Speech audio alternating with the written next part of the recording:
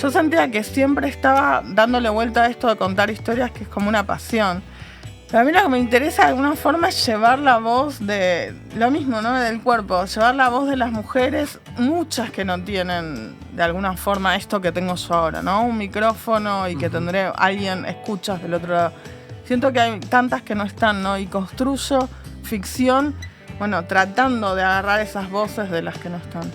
Ahora, uno podría quedar en ese estado de impacto desde el miedo, desde la tristeza, incluso depresión, diría una tristeza superior. Y yo siento que ese estar paralizado ya más allá del impacto no sirve. O sea, no me gustaría quedarme ahí en una meseta de inacción permanente. Y de alguna forma lo que me permite activar y generar un dispositivo que va a llegar a otros y que también va a activar a otros, bueno, es escribir. Escribir es una de las herramientas más poderosas para dar voz a quienes no la tienen y contar historias que muchas veces no pueden ser contadas. Mi invitada de hoy es Dolores Reyes. Es alguien que lleva la voz de muchas mujeres en sus palabras, brindándoles visibilidad con sus historias. Dolores Reyes es escritora y es una de las voces más recientes, pero también más destacadas de la literatura latinoamericana. En 2019 publicó Come Tierra, su primer libro, una obra que ahonda en temas como el feminicidio, la soledad y la inseguridad en un contexto mayormente desamparado. Come Tierra fue un éxito que sacudió la literatura de su país, Argentina, donde vendió un montón de copias y fue traducido a 15 idiomas distintos. El año pasado publicó la continuación Miseria y Prime Video está encargándose de hacer una serie basada en sus libros. El día de hoy hablamos sobre las marcas que llevamos en la piel, el proceso de escritura, lo que espera la gente de ti cuando escribes, la relación de nuestros hijos con nuestros proyectos, el ser feminista y la responsabilidad de escribir, entre otros temas. Yo soy Diego Barrazas y esto es Dementes. Si te gusta el episodio, por favor recuerda darle like, suscribirte y compartir este episodio con el link en la que pudiera funcionar. Me ayuda muchísimo que el canal siga creciendo y poder traerte cada vez mejores episodios. A ver, estábamos empezando a hablar y no quiero quitar el dedo del renglón sobre los tatuajes. No es por donde empezaría normalmente, pero tienes tus dos portadas, que sé que la portada del nuevo libro te costó un poco más ponértela. La dudé, la pensé mucho. Ajá. Come Tierra sí, fue como un personaje que irrumpió en mi vida y yo sabía que me iba a acompañar para siempre. Y fue como, la quiero acá y la quiero en colores y la quiero contundente. Presente, que se vea. Sí, además tiene todo lo que tiene que tener, ¿no? Las botellas azules con tierra que le llevan para que trague tierra y busca a las mujeres que nos faltan, las lágrimas que salen de los ojos y se articulan como en pies. Bueno, los colores también eran muy significativos, ¿no? Del verde del feminismo, de las luchas callejeras en Buenos Aires, ¿no? De los pañuelos verdes, el violeta del feminismo. No, está muy, muy concentrado ahí. ¿Desde dónde vengo a la escritura en este dibujo? A ver, yo cuando vi que tenías estos dos tatuajes, asumí que desde siempre te has hecho tatuajes. O sea, en mi cabeza era como, bueno, pues empezó chavita, como cualquiera que empiezas así a los 17, 18 años. Apenas puedes. Era un poco tabú. Quiero saber eso. En mi contexto social, ni hablar entre las escritoras, es un poco tabú, no es tan común el tema de los tatuajes. Yo venía pensando hacía un tiempo en esto de atar piel, cuerpo y escritura y tenía una decisión tomada ahí, que muy previa a las novelas, que era que iba a poner el cuerpo para chicas incluso que estaban aprendiendo a tatuar. Y las iba a dejar como practicar incluso. Sí, tengo soy tu una... lienzo y sí, intenta. tal cual. Y además iba cambiando de tatuaje de tatuadora, ¿no? De uno en uno. Y lo sigo haciendo hasta el día de hoy. Tengo, bueno, uno que dice Basta ya de chicas muertas, que es muy significativo para mí, que tiene un dibujo bastante particular. Y fui buscando tatuadoras y que a la vez que me iban haciendo los tatuajes me contaban un poco también de su experiencia. Porque era distinto, ¿no? En una época era un oficio muy de hombres y yo sentía que estaban ganando un espacio y que por eso incluso les prestaba la piel. Ahora, pasó con Come Tierra que la diseñadora de la tapa, Jazmín Varela, un referente feminista de la ilustración de Rosario en Argentina, era tatuadora. Entonces hizo la portada de Come Tierra y me hizo el tatuaje ella. ¿No sientes que un poco como Come Tierra, que a través de la tierra se queda con la historia de las personas, tú a través de esos tatuajes estás quedando con la historia de la tatuadora? Me siguen pasando un montón de cosas. Eso que estás diciendo es muy, muy fuerte y muy significativo. Y hay otra cosa que es terrible, que a veces la trato de eludir, pero me parece que hoy hay que hacerse cargo. Pienso en las chicas que encuentran sus cuerpos y que las identifican por los tatuajes, ¿no? Está en tal estado que, bueno, pero le encontramos un tatuaje. Cada vez que me va a hacer un tatuaje y que me iba a hacer un tatuaje pensaba en esto, ¿no?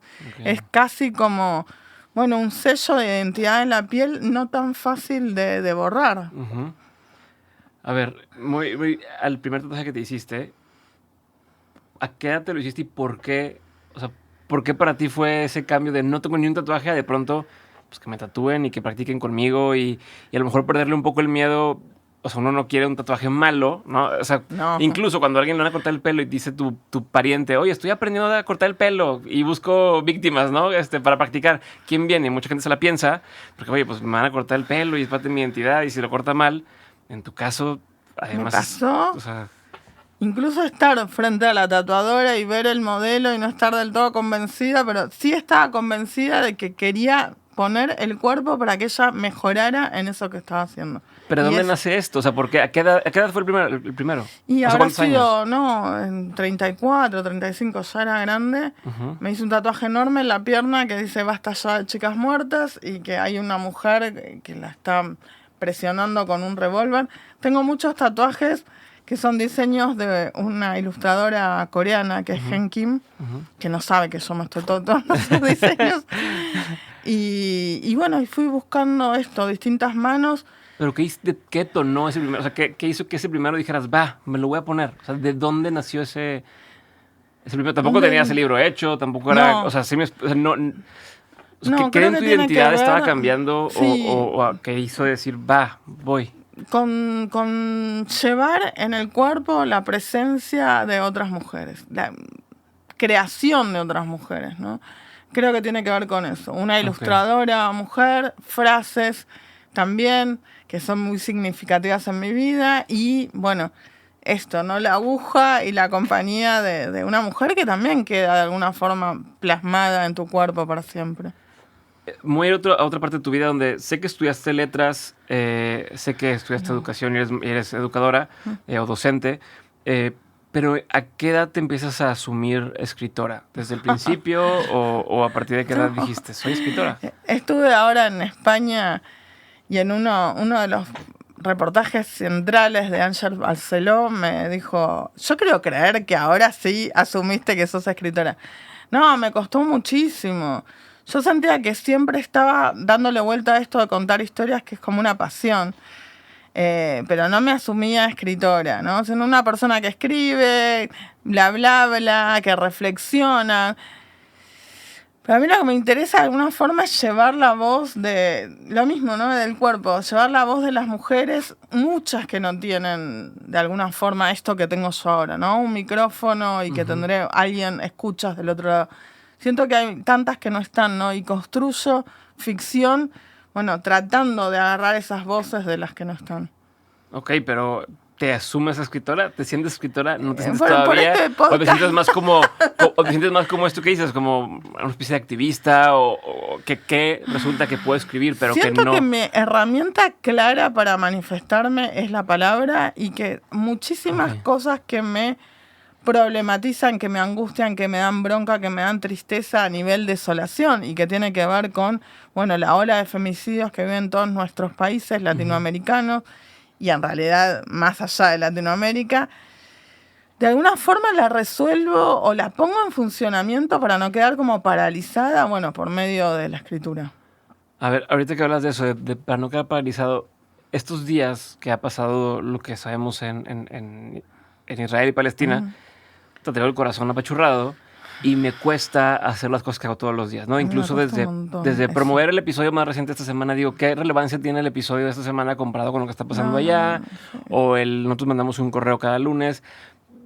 Entro en conflicto con mi día a día porque digo, quisiera paralizar todo y demás espera, pero pues también es aquí una responsabilidad con la gente, incluso con el invitado de ese episodio tengo que promoverlo. Estoy hablando de cosas un poquito medio tontas, pero que a lo que voy es que siento que cuando pasan cosas en el mundo, como esto, como feminicidios y demás, me congelo, no quiero hacer, Terrible. ¿cómo has hecho tú? Porque mucho de tu obra gira en torno también a esto. Entonces, no es solamente el día a día, sino hasta te provocas que te estén preguntando de eso, ¿no? Bueno, el impacto no hay forma de eludirlo de alguna forma. Esto, bueno, pasa esto en este momento y uno tiene acceso a esa información y ese golpe te llega.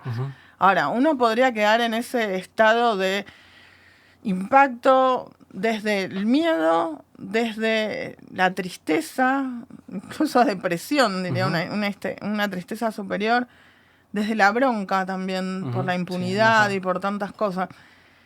Y yo siento que ese estar paralizado ya más allá del impacto no sirve. O sea, no me gustaría quedarme ahí en una meseta de inacción permanente. Y de alguna forma lo que me permite activar y generar un dispositivo que va a llegar a otros y que también va a activar a otros, bueno, es escribir. Ok. ¿Y todos los días lo haces?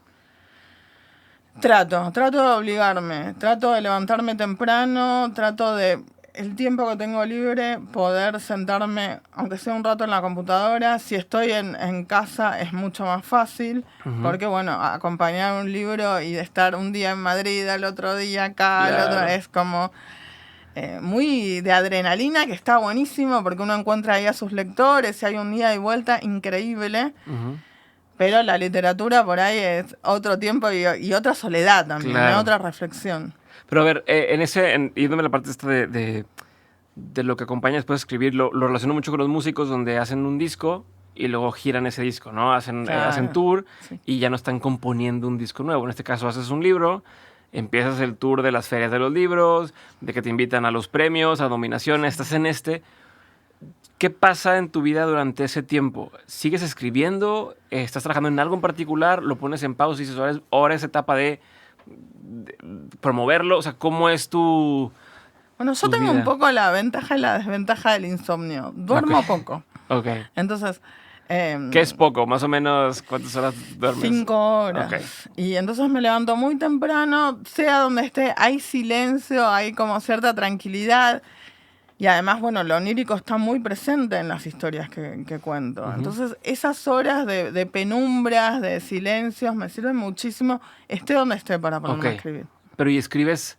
O sea, en esto, por ejemplo, esa etapa que salió ahorita este año, te toca todo un año, yo creo, de estar haciendo esto. ¿Estás trabajando en alguna cosa en particular, en una novela en particular? Digo, no me tienes que quemar tampoco. No, pero... estoy trabajando en 2 proyectos. Uno es un proyecto de cuentos que me estoy también de alguna forma obligando porque me gusta lo que está pasando, me gusta el devenir de los cuentos. Hay cuentos que he trabajado durante 8 meses, no es algo que haga en 2 días, ni mucho menos. Los releo y me gusta el material y avanzo. Ahora, llega un momento que digo, bueno, me pongo como tareas hasta acá, mañana hay que seguir con la historia de tal, porque ya no llego, es imposible. Pero justo durante esta época tienes esos 2 proyectos y estás trabajando constantemente en esas 2 cosas de ratitos, o también tienes tu tiempo de, o sea, es como la práctica de voy a escribir sí o sí, pero escribo otras cosas. Hay un montón de días que no llego. Que tengo presentación, que tengo 6 entrevistas, que tengo un podcast y que olvídate de sentarte en la computadora, volvés agotado.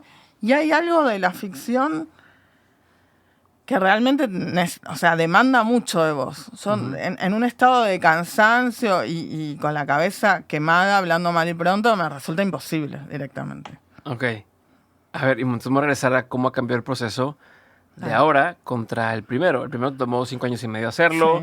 Y según mi impresión de lo que estuve viendo, fue medio experimental, medio accidental al principio. Yo iba a mi taller de escritura y de pronto fue surgiendo y lo tuve que perseguir. Pero ya ahora hay una expectativa, ya hay una editorial que te dice, oye, bueno, y el siguiente, y luego el siguiente. Hay muchos lectores que me dicen, y el siguiente, más que la editorial. E incluso tu libro los dejas con una ventana a que haya otra cosa y otra cosa. Entonces, ¿cómo cambia eso tu forma de escribir, la presión que sientes? Cambia muchísimo. O sea, yo Come Tierra lo escribí con total libertad. Mi público lector eran mis 6 compañeros de taller, mi profesora que era Selva Almada, y pará de contar, ¿no? Ujú. Jamás pensé que iba a tener el recorrido que tuvo, las 15 traducciones, la infernal cantidad de lectores, jamás de los jamases. Entonces ahí tenía como, bueno, respondía a ese encuentro semanal, yo me levantaba muy temprano porque trabajaba y porque tenía mis 7 hijos que eran mucho más chicos que ahora. Entonces, por ahí escribía de 4 a 6 de la mañana, a las 6 cortaba y empezaba a preparar los desayunos, las cosas para la escuela de todos. Sí. Desayunábamos y cada uno nos íbamos yendo a lo cotidiano. Ahora, volvía y era imposible seguir escribiendo porque estaba súper cansada. Sí. Y era como, bueno, retomar. Dormimos 5 horas, robo un par de horas al sueño Ajá. y sigo con esto. Sí, no, o sea, yo lo hago con 2 niños, prepararlos para ir al colegio y terminas entre que uno no se quiere vestir, digo, los 2 son más grandes, pero no se quiere vestir, no quiere desayunar, no sé qué, dale Bueno, los más grandes, o sea, el de 12 me cuesta un montón a veces levantarlo. Okay. No es tan automático. Pues ya estás todo, desgastado, porque cuando terminas todo eso, ya no, aunque tengas horas libre, entre comillas, ya no quieres hacer nada. Imposible. O sea, ese desgaste mental es muy difícil escribir ficción así, nublado. Tenés que estar como... No sé si es del todo despierto, porque te vuelvo a decir que yo con lo onírico y lo que me viene del mundo de las visiones, los sueños y demás, lo aprovecho y lo llevo a la ficción. Pero sí hay una mirada y hay un estado mucho más fresco, ¿no? Esto de estar ya quemado por la vida del día. Pero entonces estás dándome la comparación entre antes y después. Antes era esto, te levantabas a las 4, a las 6 dejabas a tus niños a la escuela. Bueno, haces la rutina de cada quien. Regresabas, descansabas un rato y volvías un rato más a escribir. Antes era una cosa rara que le gusta hacer a mamá. Absolutamente. Ajá. Mamá es medio rara, en vez de salir a tomar un café con las amigas, se encierra a escribir y se pasa horas y horas sola ahí como tecleando, vaya a saber qué cosa. Ajá.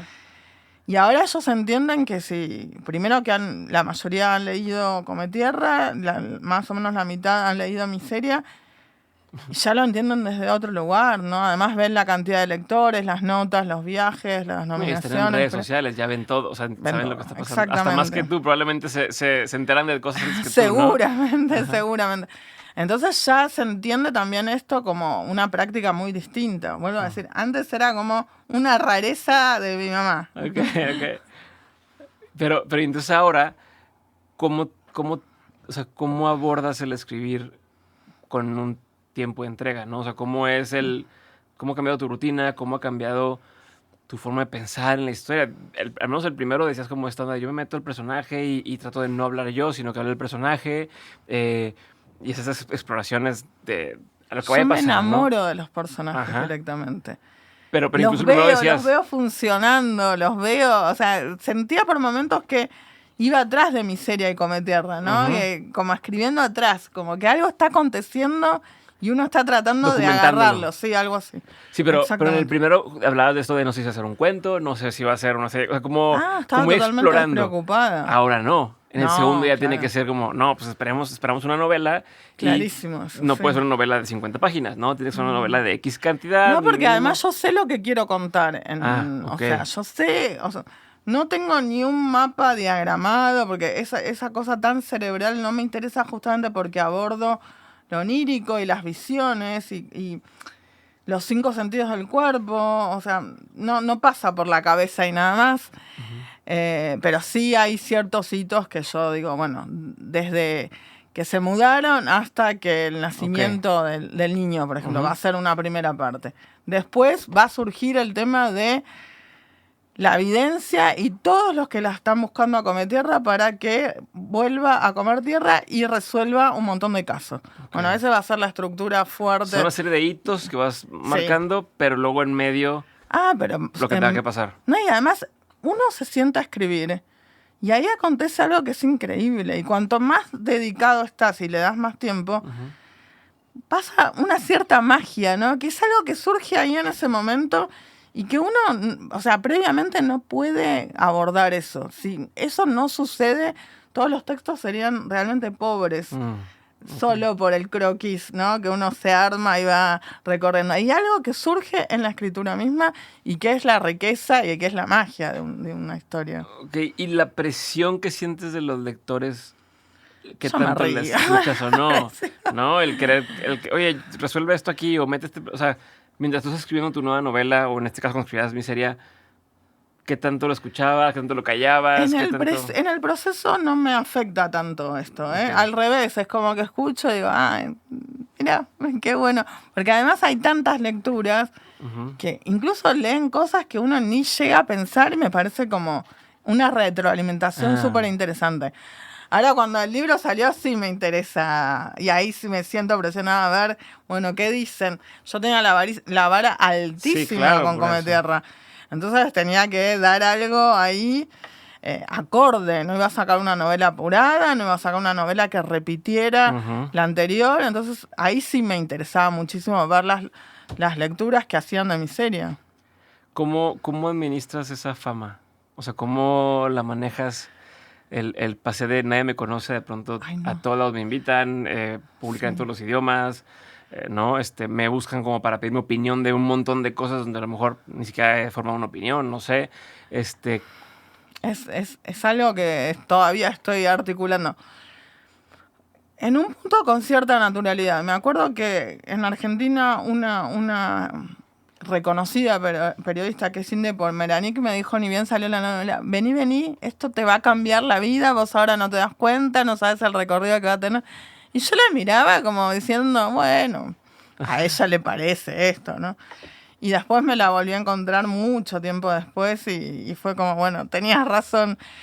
Y lo que me había dicho es eso te va a cambiar la vida. Y a mí no me gustaba. Yo quería seguir con mis rutinas súper tranquilas de vida familiar y barrial. A veces se puede, a veces no se puede. Y incluso a veces estoy en una sintonía madre absoluta que me viene, y me quedo así como fuera de lugar y ahí caigo, ¿viste? Ay, sí, la novela, gracias. Yo soy la escritora, sí es cierto, sí, ¿no? Algo así, porque además en la vorágine de la crianza, que estoy diciendo, ay, llego tarde y no sé qué, y tengo la reunión de mamás y no sé qué cosa, o hay que hacer tantas cosas y a la tarde tengo entrevistas.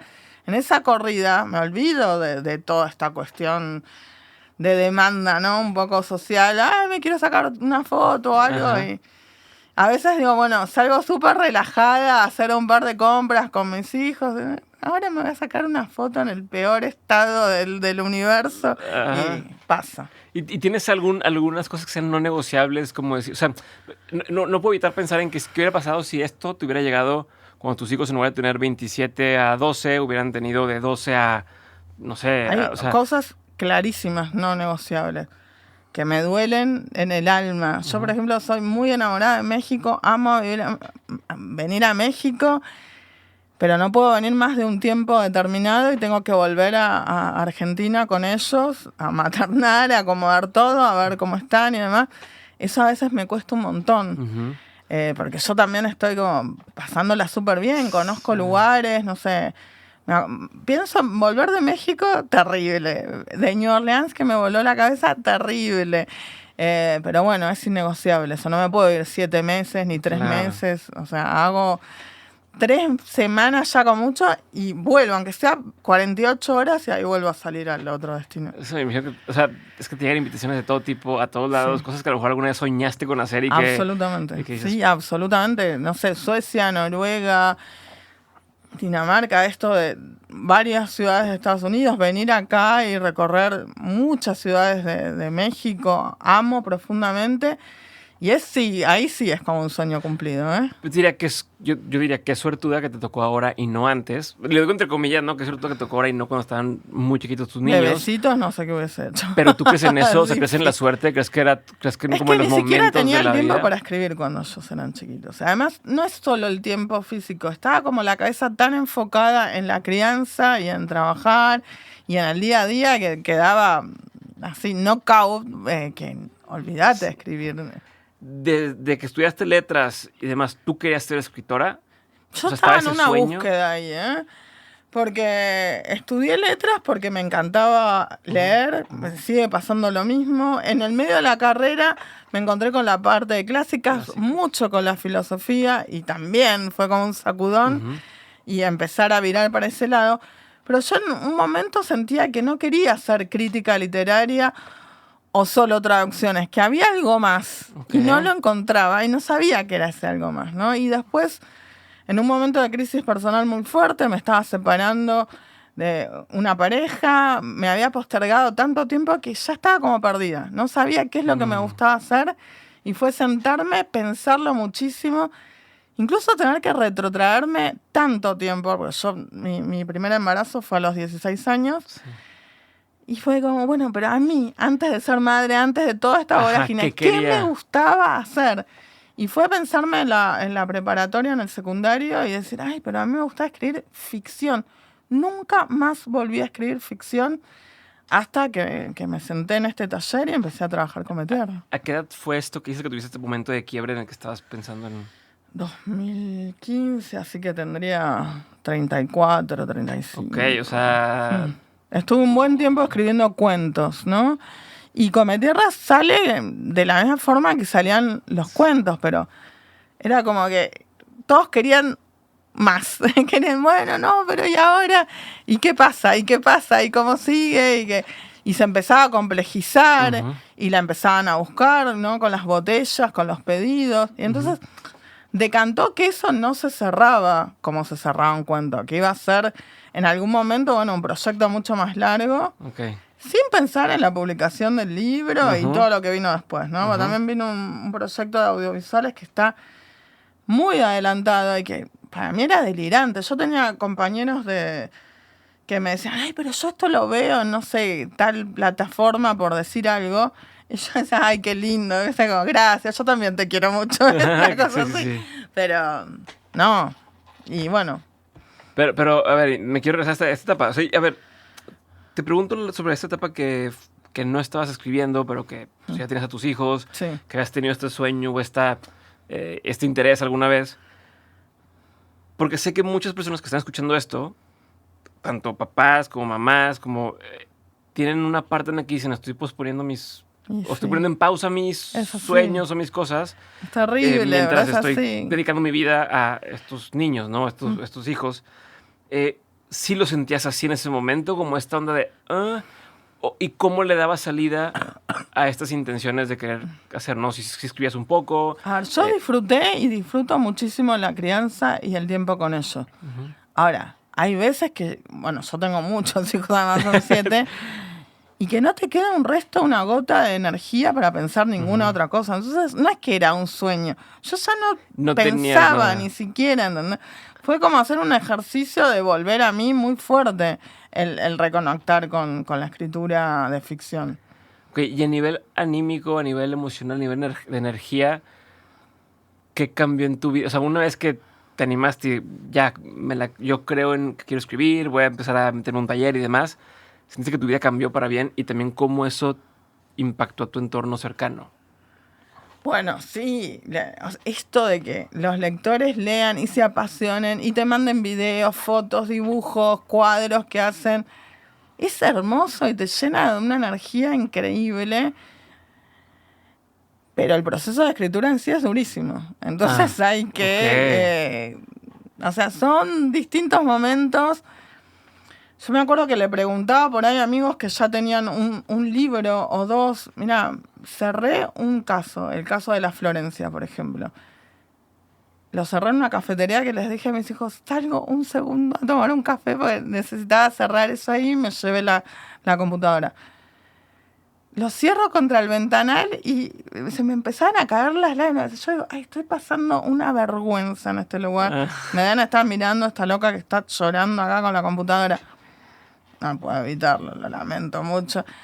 Después me llegué esa energía un montón de tiempo, porque trabajo el tema de feminicidios, de chicas muertas, desaparecidas, y eso tiene un costo emocional muy fuerte. Y yo decía, bueno, pero pasaron tantos días y sigo muy triste, muy golpeada. Lo que te decía, de que tú te provocas estarlo reviviendo sin querer, o sea, por tener que escribir de eso estás... Y preguntaba, ¿qué pasa? ¿Soy yo? Y me decían, no, eso también es parte del proceso de escritura. No es un proceso inocuo para uno, sino que lo transitas con una intensidad que eso repercute en tu estado anímico. Por eso digo que el proceso de escritura a veces es durísimo, estás solo. Cuanto más metido estás adentro de la historia de los personajes, yo, bueno, como más me aíslo de la afuera y estoy en un estado que capaz estoy 3 días ahí metida. de una, sin salir. Ok. Y mis hijos muchas veces me dicen, ay mamá, ya son las 10 de la noche, cortá, andá un cumpleaños, ¿no tenés algo? Porque Ajá, sí, es no como tienes vida, no demasiado, tienes sí, vida. es demasiado. Ok. Oye, ¿y cómo hablas? ¿Tienes puros hijos hombres? ¿O No. no? Tengo hijas e hijos. A ver, una preocupación que tengo yo por tener puros, son 3 niños, el cómo evitar, porque estos son chiquitos, si tú los ves y dices, están llenos de inocencia, y jajaja, y lo que tú quieras, No, sí. cómo evitar que cuando crezcan se conviertan en una parte de esta estadística, ¿no? O sea, ¿cómo es la conversación? ¿Cómo es los valores? ¿Qué se hace o qué se puede hacer para que crezcan siendo buenas personas, ¿no? Es difícil, porque incluso me pasaron cosas que no hubiese esperado ahí tampoco, ¿no?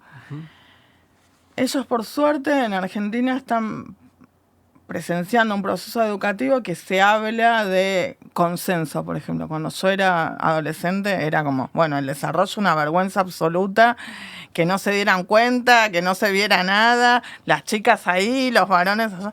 Jamás te hablaban de, por ejemplo, el consenso, quizás de un embarazo no deseado, quizás. Sí. Pero todo era centrado en el desarrollo, con una vergüenza absoluta. Y ahora yo veo que incluso juegan desde muy chiquititos cuándo se puede tocar un cuerpo, cuándo no, qué decir acerca del otro, qué hacer. ¿Cómo poner límites? Sí, ¿no? Cuando alguien avanza sobre tu cuerpo y te incomoda, cómo decirlo. Bueno, un montón de cosas que en nuestra época no existían. Entonces, para mí el tema del consenso con hijos varones es fundamental. Okay. O sea, respetá a tus compañeras, respetá a tus amigas, escuchalas. Hay algo que que nosotras padecíamos mucho, ¿no? El tema de, por ejemplo, mancharse, que es algo que está en la literatura con Carrie, ¿no? Pienso como el origen de Carrie ahí de Stephen King con esa chica menstruando que no sabe qué le pasa y la respuesta es que le tiran compresas, ¿no? Con bullying y eso desata sus poderes psíquicos. Bueno, respetá a tu amiga, acompañala, nunca se te ocurra burlarte porque... Okay. Uno les enseña eso, pero después el afuera también enseña. Y el mensaje es absolutamente otro. Mis hijos, bueno, sobre todo el más chico y el más grande, son fanáticos del fútbol, como la mitad de Argentina. Y como muchos de nuestros países somos muy futboleros. Pero allá es infernal, se para el país. Sí, así es religión. Sí, una cosa que es una locura. Y, bueno, uno es de Boca... Mira todos los partidos, además es arquero, ya era así que desde chiquito. Y había un caso en Boca Juniors de un jugador que tenía varias denuncias por violencia de género muy fuertes y una denuncia muy fuerte por una violación. ¿Y qué hicieron? Lo tuvieron todo el campeonato jugando hasta que salió campeón, sosteniéndolo y peloteando desde un lugar de poder a todas las demandas que había en su contra, y ya cuando, salió campeón, ahora sí, ahora que lo juzguen. Entonces digo, uno educa, pero después el afuera, el mensaje la incongruencia. La incongruencia absoluta es brutal, y ellos también están educando y dando un mensaje, ¿no? Que si sos un líder deportivo, masivo, el otro no importa tanto, es como un defectito ahí que tenés. Sí. Y es terrible. O sea, no quiero comparar, pero pasaba cuando estabas más chico que si tú no ibas a las prácticas de básquetbol, no te metían al partido, pero al que sí era bueno, aunque no fuera, como que ya lo metían. Y dices, ¿qué mensaje estás dando? Hay versión de esto al otro, ¿no? De totalmente decir, contradictorios. Si eres el mejor o si eres más bueno en esto, te perdonamos algunas de las cosas que... Y ahí fue cuando más me quedó claro que en la formación de hijos no violentos, que es lo que me interesa muchísimo, uno hace mucho, pero también el afuera hace. ¿No? Y hay algo que es muy difícil también con los varones, sobre todo en la adolescencia, decir, en algún momento tus amigos van a hacer algo que es terrible y que no estás de acuerdo. Y que quizás te traiga consecuencias muy, muy indeseadas como quedarte solo. Pero animate a tomar una distancia, a volverte, a salir, a no participar y a no guardar el pacto de silencio. Porque hay tantas chicas en Latinoamérica que las mamás buscan sus restos y hubo ahí un entorno del femicida, Sí, que ¿no? alguien Amigos, y supo, que alguien- saben, y nadie rompe el pacto de silencio. Entonces, eso me parece central como para empezar a que las cosas cambien. Sí. Romper ese pacto de masculinidad con un hecho de violencia de género sellando, ¿no? Ahí. Es tan difícil. De hecho, hay gente que está presa, pero no dicen dónde están los cuerpos de las chicas, o no dicen dónde está el cuerpo de Tehuel, que es un varón trans de muy chiquito, de 20, 21 años, que los padres en Argentina lo están buscando, y los agresores están presos, pero no dicen, o sea, no rompen el pacto de silencio, ni los agresores ni el entorno. Entonces, eso me parece fundamental, porque en realidad todos vivimos situaciones así en la adolescencia. Sí, claro, ¿no? claro. Donde tus amigos son el centro del universo, pero a veces tus amigos pueden obrar terriblemente. Entonces, ¿qué haces ahí? Sí, como hay tercer cómplice de algo más. Ok, me voy a cambiar por completo de tema. ¿De qué eres maestra hoy? ¿O de qué fuiste maestra todo este tiempo antes de ser Yo, actora? bueno, lo que se llama primaria, así que es general de todo. Siempre me gustaron trabajar en primaria, ¿no? Podría haber trabajado en preparatoria, en universidad incluso, pero siempre me gustó mucho. Desde los 19 años soy maestra. Ok, primaria es... ¿Cuántos años tienen en Ya primaria? es 6 a 12. Sí, Sí. ok.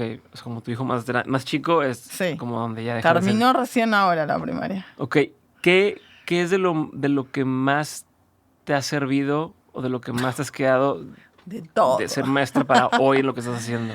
De todo. Yo creo que si no tuviese muchos hijos, no tuviese la casa abierta a los amigos de mis hijos, a sus novios, novias, y no hubiese trabajado en colegios, estas novelas no existirían. De hecho, mi serie es una suerte de homenaje a un montón de alumnas que tenía así, flaquitas, descarnadas, Pero con que yo las miraba y decía, ¿cómo tan chiquitas pasaron por tantas situaciones terribles? Y que sin embargo era una explosión de vitalidad y que tenían una chispa que si uno la quería imitar era imposible, porque es como un don, un carisma, un don vital muy fuerte. Y bueno, de alguna forma fui como tomando cosas de ellas para componer el personaje de mi serie en particular. Ok, pero bueno, y el idioma es parte, o sea, el lenguaje que usan es parte también de lo que todo el tiempo estás viviendo, ¿no? Sí, y la música, y los intereses. Yo siento que no me tengo que despegar del todo de ahí, porque también en estos lugares los juegos de lenguaje son muy ricos, son muy creativos, ¿no? Lo que hacen con el cuerpo, lo que hacen con la música, es como un periodo muy, muy creativo de nuestra vida, la adolescencia, donde también tenés una intensidad que no volvés a tener nunca en tu vida. Y a mí me gusta componer mucho personaje de ahí, y estoy pensando en mi serie, claramente. Ok, o sea, es como una combinación entre esta intensidad y suficiente inocencia todavía como para creer que puedes hacer cualquier cosa, ¿no? Como que te las puedes hacer todas. Bueno, de hecho, mi serie se va de su casa. Ajá. Es un montón ya, ¿no? Irte a los 16. A ver, en línea con esto que estamos hablando, bueno, antes, ¿sigues dando clases o ya no puedes dar clases por tus horarios? Ya fui, o sea, hice todo lo posible para seguir, pero no. Este año viví de avión en avión, hasta 8, 10 aviones por mes, olvídate. Okay, entonces, no, perfecto. Pero, ¿crees, o sea, pareciera que todo lo que fuiste viviendo, pues, te benefició para hacer el tipo de libro que estás haciendo? Porque no, o sea, no podría alguien hacer algo así sin haber vivido lo que viviste, ¿no? O sea, tendría que... Yo creo que cuando uno se sienta a escribir, pone ahí todas sus experiencias vitales y lo que te impactó más, lo que te emocionó, lo que te problematizó incluso, lo que no se resolvió. Pero sí, aparecen tus obsesiones. Pero sientes que como si todo esto fuera, como si fuera el destino, o sea, crecen ese tipo de cosas. Ay, ojalá. O sea, ¿crecen eso o no crecen eso? Soy bastante porque es como fetichista de todo eso, ¿eh? Sí, como no sé, la diosa que se acordó de mí, que en tantas cosas no me benefició, bueno, ahora sí. O sea, pero pareciera que todo se hizo para... O sea, todo le fue dando forma para que pudieras hacer esto y para estar haciendo lo que estás haciendo hoy y vivir tu sueño que estás viviendo hoy, ¿no? Sí, pero a mí me pasaron cosas terribles. A mí no me gustaba irme de mi casa y que mis hijos fuesen bebés y estuviesen durmiendo y volver Y también estaban durmiendo porque ya había transcurrido un día y me había pasado todo el día trabajando. Era durísimo. Después, cuando eran un poquito más grandes, los llevaba a las escuelas conmigo para que estuvieran conmigo. Pero esa separación la padecía como terrible, ¿no? Yo tenía que trabajar no solo por vocación, sino porque necesitamos la plata absolutamente. Y de repente los mirás y están enormes y decís, uy, me perdí tantas cosas y me duele muchísimo. He estado en colegios llorando porque no podía ir a un acto de ellos o algo por el estilo. Y a veces tenés un superior que lo contempla y a veces, disculpame, pero no, estás trabajando. ¿Qué aprendiste de la gente en ese tiempo? Yo quizás por eso mis personajes son tan jóvenes, ¿no? Más que la gente en general, yo siento que las nuevas generaciones, los pibes jóvenes, están muy frescos y limpios de un montón de cosas que traen los adultos, ¿no? Incluso con esa ingenuidad de que decías vos, bueno, tienen ganas de cambiar cosas, tienen energía, ven las injusticias y tienen ganas de crear otra cosa, que no pasa con una persona quizás de 40, 50 años. Uh-huh. Quizás sí, pero no es la mayor parte, ¿no? Entonces eso me da como cierta esperanza y los estoy mirando mucho a eso. Y siento que justamente los personajes tienen un montón de cosas de los que yo observé y aprendí mirándolos y compartiendo un montón de tiempo con ellos. Okay. Hay todo un lado de las dos novelas que es absolutamente vitalista, que tiene que ver con la música, con cómo se quieren entre ellos, con cómo el tema de la amistad también es tan central. Bueno, tiene que ver con esto, con observarlos y desprejuiciadamente, porque es muy, muy fácil caer en el prejuicio y aprender cosas de ellos. Ok. A ver, y una última duda sobre ti, como previo o en parte de tu proceso de convertirte en escritora. Si tuvieras que escribirlo, te voy a dar dos formas de describir cómo llegaste a donde estás hoy y me gustaría que me dijeras con cuál te identificas más, ¿no? Como era yo una persona antes y ahora soy una nueva persona, como descubrí cosas y cambié a esta nueva versión de mí con estos intereses, con esta voz, con estas cosas. O más bien yo siempre quise hacer eso y hoy soy más yo, ¿no? Como más bien me quité cosas de encima y dejé salir más a la versión que yo quería. Me parece que viene por esta segunda... ¿Sí? Sí, por este segundo lado, ¿no? Conecté con algo que está también vapuleado porque es raro que escribiendo ficción uno tenga este recorrido. Lo más común es que, bueno, escribe y te leen tus amigos, tus familiares y para de contar. Me acuerdo en un momento de la pandemia que sirve muchísimo para ilustrar esto. Sale Cometierra, se empieza a traducir, me empiezan a invitar a premios, todo.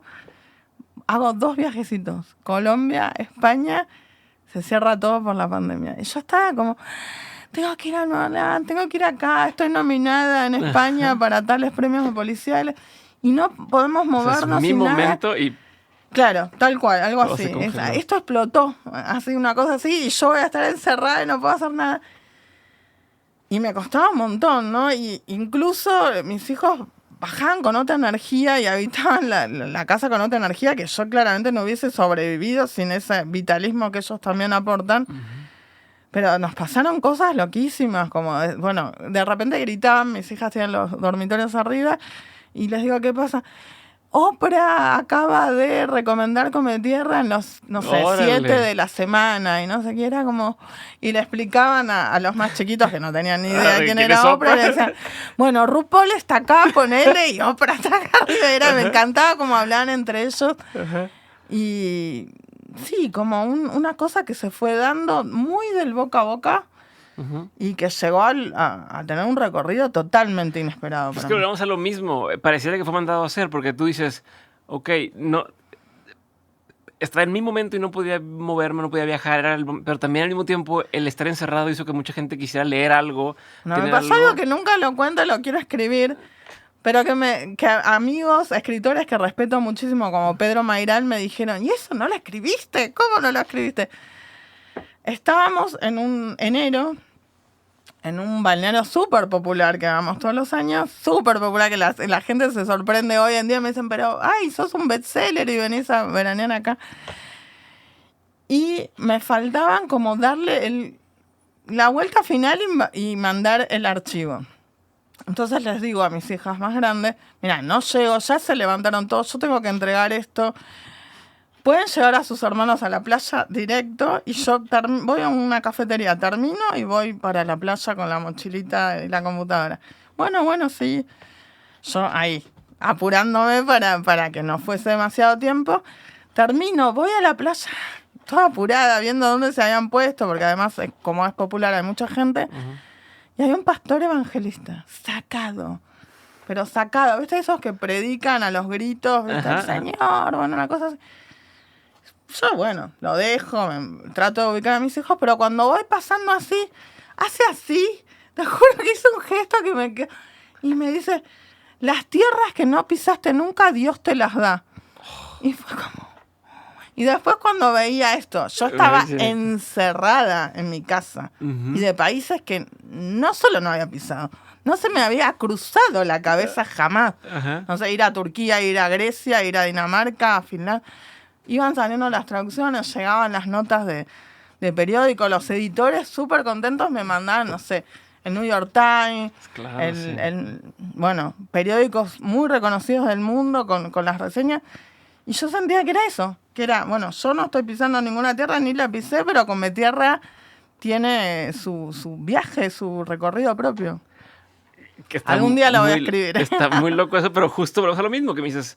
Te digo lo del destino, te pregunto lo de la suerte, te pregunto de cosas y me dices que tienes varios fetiches o eres como piensas en muchas de esas cosas. Sí. A ver, dame algunos ejemplos dame algunos ejemplos de cosas en las que piensas, cosas en las que crees. Bueno, a ver, el tema de la adivinación y el, uh-huh, futuro, sí, yo creo mucho. De hecho, no voy a videntes ni voy a adivinar porque me da pánico, okay, ¿entendés? Que me tiran una nefasta y digo, ¿y ahora qué? O sea, le creo tanto que no me la quiero jugar. Pero ahora estuve en una feria del libro en Rosario, que es una ciudad muy importante en Argentina. Sí, claro.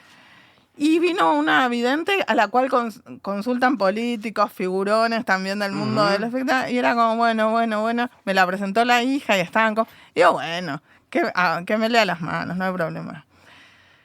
Me dijo una cosa. Me dijo, mira, vos vas a vivir mucho tiempo, que es algo que me preocupa mucho. ¿Por qué? Ahora, ¿Por qué? Y también porque tengo hijos, el papá murió, uno se siente muy solo en ese sentido... gestionando ahí, muy responsable solo. Y ahora me pasa una cosa que es alucinante. Hay turbulencia, el avión se sacude. Yo me acuerdo, digo, sigo durmiendo. Tipo, bueno, no va a pasar nada. O sea, ¿por qué te dijo eso? Y dices, bueno, me pues solucionó un montón de cosas. Cada vez que me iba de viaje me iba muy angustiada. Les decía, bueno, tal tarjeta. Y si se cae el avión, vas con mi agente. Y mis hijos me decían, mamá, terminala, por favor. ¿Entendés? Como no te vas a morir. Ajá. Andá, tranquila. Y ahora me voy tranquila. A partir de ahí ya te vas tranquila. Sí, porque no me iba tranquila. Okay. Porque es muy difícil estar del otro lado del mundo. Claro. Y te dicen, no sé, tengo fiebre, no sé, me duele la cabeza, estoy vomitando, un montón de cosas de la cotidiana. Y dices, ay, estoy re lejos. ¿Viste? Claro. ¿Alguna otra cosa que creas? O sea, ¿crees en alguna religión? ¿Crees en o sea, si tuvieras que decir, ¿tengo alguna práctica religiosa o espiritual diaria, semanal? ¿Existe algo en tu vida que sí pienses o no? Lo pienso muchísimo. Tengo como un animismo muy primitivo de la naturaleza y que se ve muchísimo en los libros, ¿no? Como mucho respeto a la vida. Soy vegetariana desde hace 30 años en un país como Argentina que desayuna carne asada. El orgullo es la carne. Claro. Y cuando prácticamente nadie, ahora sí hay muchísimo. Pero porque tengo esa concepción de respetar a la tierra, respetar el agua, respetar a los animales, a todo lo que sería como la creación, ¿no? Como siento que ahí está la potencia creadora de Dios, los dioses, las diosas. Okay. Bueno, muy latinoamericano también, ¿no? Uh-huh. Pienso en la Pachamama, que es algo que me tira muchísimo, y cómo dialoga de alguna forma con este conocimiento de la tierra que está tan presente en las novelas. Pero ¿y tú le rezas algo? ¿Le crees? O sea, ¿tienes como una práctica espiritual? En ciertas ocasiones. Cuando con turbulencia, ¿no? Sí, turbulencia, exactamente. Turbulencias vitales, ¿no? Me pasa algo, por ejemplo, mi hija Baluz tuvo una fiebre cuando tenía 10 días, de 41 grados y medio, 42, no le bajaba con nada, la internaron en terapia intensiva, la punzaron, era un horror, le había cambiado la cara y nadie sabía qué tenía y no reaccionaba. Mi suegra de entonces, que era súper católica, pero fanática, se tomó un avión y se vino a México, a la Basílica de Guadalupe, por eso Baluz se llama Baluz Guadalupe, justamente. Yo todavía no puedo entrar. Creo que el día que entra a la Basílica esa me está llorando, haciendo un espectáculo terrible, porque por supuesto, creo, llegó y todo cambió y empezó a mejorar y nadie me supo responder a ciencia cierta qué pasó. Entonces... Ok. Si uno no cree en eso, en esos momentos, es, bueno, no sé, muy insensible, ¿no? Buenísimo. Vamos a cambiar a preguntas concretas. La pregunta es concreta, la respuesta no Perfecto. tiene que ser. Pregunta y Concreto. avanzamos. ¿Cuál ha sido uno de los peores consejos que te han dado en tu vida o en tu carrera? Bueno, tiene que ver con no creer en mí. Y ese mensaje es tan... O sea, no invertir, me acuerdo, ni siquiera un café. Yo a veces iba a una cafetería para escribir un poco, y era como, bueno, pero estás gastando plata y tiempo. Eso, no sé si era un consejo, era un mensaje muy claro. Ujú. Y me alegro de haberlo no escuchado y haber Ok. seguido adelante. Bueno, en ese sentido, ¿qué tan importante es para ti el ambiente en el que trabajas? O sea, ¿qué tan importante es para ti decir, bueno, me Es tomo mi muy café, me pongo importante. hago mi área de trabajo o no? Sí, o sea, cuando se puede es maravilloso. Ahora, cuando no se puede, chicos, dejen todo y hagan ese llamado que tenés, si es de música, si es de cantar, si es de hacer un corto, o sea, dejen todo porque ahí se juega realmente quiénes son en profundidad. Y a veces no tenés todas las condiciones dadas, ¿no? Y más, bueno, las mujeres que tenemos que hacer 80.000 cosas. Bueno, a veces suspendan todo, que eso también es importante lo que estás haciendo. Ok. ¿Cuál ha sido un buen consejo que te han dado en tu carrera? ¿Alguno de los mejores consejos que te han dado en tu carrera o en tu vida personal? Bueno, claramente tiene que ver con no apurarme, no dejarme presionar ni por la industria editorial, ni por los lectores, que muchas veces amorosamente, pero te dicen, ¿cuándo sale el otro? Sí, Porque este lo leí en 3 días. Yo estoy 4 años haciendo eso, mi amor, no sale en 5 minutos. Entonces, esto, ¿no? De no apurar el proceso creativo, de que uno tiene que estar absolutamente seguro y satisfecho del trabajo que hizo, del trabajo que está ahí, antes de que eso vaya a edición. Ok. ¿Qué es un consejo que tú antes dabas como un buen consejo, pero ya con la experiencia ya no darías? No sé si, no tuve tanto tiempo de dar consejos. Hay uno de Margarit Duras que me encanta, que las mujeres no le muestren a sus novios o a sus parejas, a sus amantes, dice ella, porque la Duras era de armas tomar. Bueno, el proceso creativo y el desarrollo de un texto. A mí me parece que no hay que hacer eso y nunca daría ese consejo. Pero ¿cómo es? ¿No enseñarle a sus amantes el qué? Los textos que están en proceso, ¿no? Ok. No, eso no se hace. Compartís un montón de cosas, pero no tu texto, tu trabajo. ¿Y tú estás de acuerdo o no estás de acuerdo con eso? Absolutamente de acuerdo. Sí, no enseñarlo. No. Ok. Hay otros lugares donde rebotar eso. Ya. Sí, o sea, bueno, justo, como en estos talleres literarios o algo así. Exactamente, No. o tener... Yo tengo amigos, incluso varones, ¿no? Uno vive en Madrid ahora, que sé que es un lector impresionante, otro en Neuquén, también en Argentina, y rebotarlos con ellos, porque lo otro se mezcla tantas cosas, ¿no? Ya, Y no... Claro. No. Pero, ¿y te da algo, sientes algo cuando tus hijos, alguien lee tus textos que te puedan ver diferente Sí, y ellos también me dicen un montón de cosas, ¿eh? ¿Sí? Tipo, bueno, incluso los más grandes me dicen, no, yo las escenas de sexo hago así, qué incomodidad de leer esto que escribió mi mamá. Exacto, obvio. que pensé que mi mamá pensó esto o que... Y después hay cosas que ellos van a leer y no va a leer ninguna otra persona. Por ejemplo, cuando se sentaban a jugar a la Play, que uno traía la pizza, la cerveza y estos shoppings conurbanos, ¿no? Periféricos, para que se entienda, que son como los tianguis de acá. Ajá. Bueno, tiene que ver con un periodo de la adolescencia de mis hijos, con los amigos que venían y se quedaban por ahí todo el fin de semana en casa. Y hay ciertas cuestiones ahí que ellos las leen y se dan cuenta y otro lector no. Ok, sí, que saben de, eso me suena a Exactamente. mí, ¿no? Un robo ahí, ¿no? En ciertas situaciones nuestras. Oye, a ver, ahorita que mencionas lo de los talleres de lectura y demás, estoy seguro que mucha gente que estuvo en esos talleres de lectura en los que tú estuviste no tuvo la misma historia o la misma suerte o no ha tenido todavía la misma suerte que tú. ¿Te llegas a sentir un poco de no sé si culpa o de decir no quiero, o sea, es que todos estábamos aquí, pero yo destaqué mucho, o sea, no sientes ahí algo que Las así compañeras o los envidias compañeros puntuales que me acompañaron fueron increíbles. De hecho, el que te dije que vivía en Madrid era un compañero que vivía en Argentina y que me acompañó durante todo el proceso de la primera novela. Ahora, yo sé que fui muy afortunada, que a la gente le cuesta encontrar editorial, a mí me vinieron a buscar, para hacer una producción audiovisual increíble y que eso no es lo que pasa. Eso lo tengo clarísimo. Okay. No sé si tengo culpa, porque ya siento que pagué todo lo que, o sea, todo lo que tenía que pagar, ¿no? Ya lo había pagado en sufrimiento y penuria por adelantado.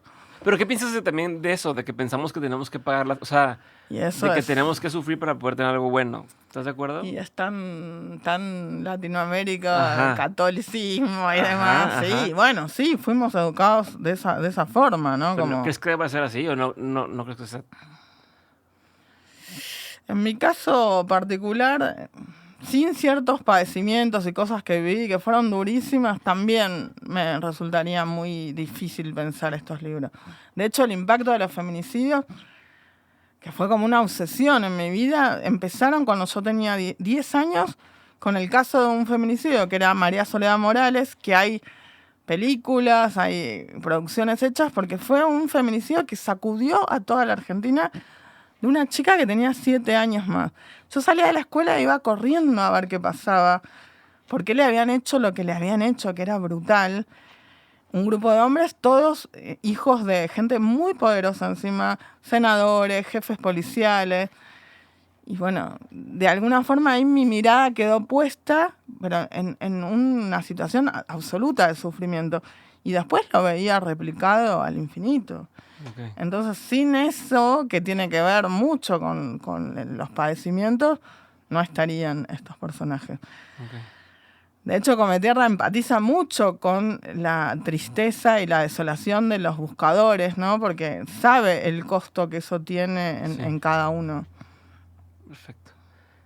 Ahorita mencionaste el tema de que te buscaron y demás. ¿Me pudieras nada más dar una pasada de cómo fue que llegó la editorial contigo y cómo fue ese, nomás porque es algo que mucha gente dice, pero ¿cómo logró? O sea, ¿cómo hizo para que la publicaran, no? ¿Cómo llegó a eso? Bueno, terminó la primera, en realidad ni siquiera terminó del todo la primera versión. Estaba muy cerca del final de la primera versión.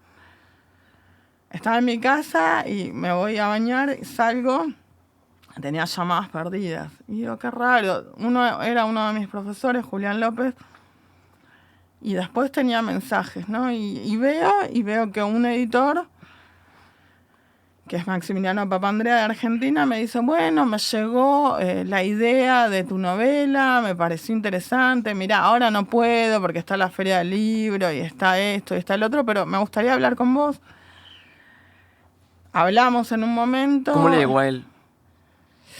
Sé que por una reunión de escritoras, por un lado, entre las que estaba Selva Almada, que es mi maestra, también hablaron de la idea de la novela y les gustaba muchísimo esto de la idea de una vidente que comiendo tierra puede responder por casos de mujeres que faltan o fueron asesinadas y que son despreciadas, ¿no? Por las policías y por quienes en realidad tendrían la obligación de hacer eso y los recursos materiales. Entonces, bueno, el tema de la niña, de Cometierra en sí, llamaba muchísimo la atención. Eso por un lado. Y por el otro, sé que Julián le había dicho a Maxi, me encanta el catálogo de la editorial, pero te faltan narradoras mujeres. O sea, no hay casi narradoras mujeres. Y ahí él, como reflexionó, la pensó. Y ese año incorporó 2 libros de mujeres narradoras. Uno es Los Sorrentinos de Virginia Higa. Y el otro es Cometierra, mi bebé. Cuando te buscaron, ¿no dudaste? Dijiste, sí, va. Sí, al revés. Yo decía, pero ¿ustedes están seguros de lo que me están diciendo? Era, no, sí, nos encantó. Y él también me dijo, bueno, estoy con un montón de trabajo, bla, bla, bla, necesito un tiempo para leer esto. Yo era alguien que no me había cruzado nunca en mi vida, eso quiero aclararlo también. Voy a una presentación de un amigo, de un libro que me interesaba, y lo veo parado ahí como, no sé, como te diga, una semana después digo, oye, se va a pensar que lo estoy persiguiendo. Ajá. Entonces me abro así como para que, bueno, si en la conversación y demás no me vio, y sí me había visto, me llama y me dice, leí tu texto. Ahora que pase todo esto nos vamos a sentar a hablar. Y bueno, eso fue como, sí. O sea, pasaste de no lo había pensado nunca, ahora... No, y después yo seguía en la mía, me costó un montón caer. Todos me decían nada más, pero caíste, ya era, no, tengo que caer, no entiendo nada. Es como, sacan 3.000 libros, eran montañas de libros, cajas. Yo decía, ay, ¿por qué me lo sacaron tantos libros? No me imagino que al principio decías hasta que no amigos, los vea físicamente impresos, verlos físicamente, no va a ser verdad. Montañas que llegan hasta el techo, rarísimo. Digo, pero ¿qué? Para mí era una responsabilidad. ¿Qué vamos a hacer con todos esos libros? No duraron 10 días. Wow. Y esto en ese momento la editorial súper chiquita no tenía prensa, no tenía nada. Era de boca a boca, de recomendación en recomendación. Y después cuando iba así, ya después de un recorrido, a programas culturales centrales, me decían, nunca me recomendaron tanto un libro por distintas vías y por eso te invité. O sea, no... Qué chingón. Qué padre, Dolores. A ver, siguiente pregunta, porque me fui a otro lado. ¿Qué opinión tienes que poca gente comparte contigo? Bueno, esta la que te conté de los animales, aplicarlas también al mundo en general, ¿no? Me cuesta mucho el tema del derroche mientras los pibes se mueren de hambre en todos nuestros países. Me cuesta un montón el derroche de agua mientras hay sequía. No estoy de acuerdo en desarrollar industrias como las del litio si le tienen que sacar el agua a las comunidades originarias. Okay. Muy difícil todo eso, ¿no? Porque vivimos con un solo Dios, que es el Dios dinero o dólar o como le quieras llamar. Bueno, yo no tengo ese Dios. Okay. Entonces eso no se comparte con mucha gente. ¿Qué es algo que la gente no sabe de ti y que si supiera le sorprendería? ¿Cuántas cosas autobiográficas hay en estas novelas puestas en los personajes? Yo sé que se sorprenderían un montón, pero yo lo retaseo, lo defiendo a capa y espada. Uso muchas cosas muy significativas, muy duras de mi vida y se las pongo a funcionar en la ficción. Pero no dices cuáles, no, exacto. Ni voy a decir tampoco. Sí, pero también es un poco mantener la... Y mantenerte un poco porque es un nivel de exposición brutal también. Ok, buenísimo. Libro, película, documental, serie, pieza de arte, no tiene que ser todas, pero que hayan marcado un antes y un después en tu vida o en tu forma de entender el mundo. O sea, que sean representativas. No es que la recomiendes, no es que, mira, ayer leí esto. No, es que en algún punto de tu vida hayan sido un antes y un después. Bueno, película, muy chica vi El laberinto de Bowie, no sé cómo reboté, porque tampoco es que me llevaban tanto al cine y no me acuerdo cuántos años tenía, 9, 8, y fue como, no puedo creer esto, hay un mundo alucinante de la música, de la creación, de los colores, de contar historias, que me encanta. Okay. Y sí, me cambió muchísimo y es algo que sigo ahí como hasta el día de hoy. Libros muchos, me cuesta mucho más determinar uno. Tuve una lectura muy chica también y feroz y que desaconsejo absolutamente hacerlo como yo lo hice, que fue tragarme el Nunca Más entero cuando tenía, no sé, 9, 10 años. Las escenas de tortura, o sea, el Nunca Más es como un informe de la Comisión Nacional de Detenidos Desaparecidos con testimonios reales. Donde la gente cuenta la pecana ley, y estaba en la biblioteca familiar y lo agarré y lo leí sin anestesia, siendo muy chica, y hay imágenes que me persiguen hasta el día de hoy, situaciones de violaciones de niños, de cuerpos de niños que aparecían, de qué forma, de los partos, bueno, es todo eso junto, es bestial, pero a la vez me cambió, o sea, me hizo estar muy mirando hacia, bueno, esas personas a las que no solo se las mataba, sino que se las privaba de una tumba, de una despedida, y se condenaba a sus familiares a buscarlos en la tierra, porque ¿cómo buscan en Argentina a los desaparecidos? En la tierra con los equipos forenses de antropología limpiando un restito, un huesito y viendo si se puede hacer un ADN para ubicar, bueno, a nuestros desaparecidos. Entonces, eso yo sé que me cambió la vida. Así. No aconsejo esa lectura brutal a esa edad ni por casualidad. Ok. ¿Alguna otra cosa de estas? ¿Quieres otro libro, otra serie, una otra película? Si es que hay, no sé, pero... Música muchísimo. A ver, ¿alguna? Música muchísimo, pero bueno. Yo iba a un lugar que se llamaba Cemento en Buenos Aires, que es mítico. Un lugar donde había música punk, donde tocaba Sumo, bandas legendarias de Argentina. Y de ahí me llevé a mi primer marido. O él me secuestró a mí en todo caso. Y eso, bueno, también me cambió la vida, ¿no? Ok. Si es que alguna vez está bien romper las reglas o romper la ley, ¿cuándo sería? Bueno, justamente cuando las leyes de un Estado van en contra de leyes superiores que tienen que ver con los derechos humanos, con esto, ¿no? Con violentar al otro. Pensemos, no sé, te pongo un ejemplo. El nazismo era legal en su momento en un Estado, ¿no? Exterminar a grupos étnicos, exterminar físicamente a los opositores, bueno, tiene un nivel de imperante de un Estado. Ahora, ahí hay que apelar a una ley superior, claramente, que es la de, justamente, llamarle derechos humanos, llamarle como vos quieras, pero hay una ley superior. Ok. Hoy que ya eres una escritora con nombre, ¿no? Como ya tienes ya tu nombre pesa, ya tu voz se escucha, ¿a dónde quieres llevar tu carrera? O sea, ¿cómo te hacen los siguientes 10 años? ¿Qué quieres estar haciendo? Me pasan muchas cosas al respecto, que encuentro universos que ni hubiese pensado y que me parecen alucinantes y digo, ay, yo quiero hacer esto, es muy lindo. Esto de, por ejemplo, ahora la serie estoy muy entusiasmada. Sí, no puedo contar demasiado, sí, claro, obviamente, pero es como decís, ay, bueno, esto es maravilloso. Como una idea tan chica tiene este recorrido y se plasma así.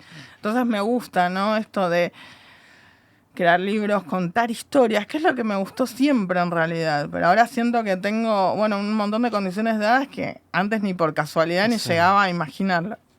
Entonces me siento como que agarré la escritura de grande ya, pero no la quiero soltar nunca más. Así que si me pienso en 10 años, me pienso, no sé, 3, 4 libros más. Pero, ¿y ahora cómo administras esa parte? ¿Cómo gestionas el antes de decir, me encantan las historias, voy a tener 1000 historias, pero no iban a llegar a nada en ese entonces, contra hoy que dices, ya tengo el acceso a, si quiero mañana escribir un cuento, lo puedo escribir, lo van a publicar, o sea, puedo hacer que se publique, o si hago una narración, o si hago o sea, ahora tu universo de posibilidades es enorme.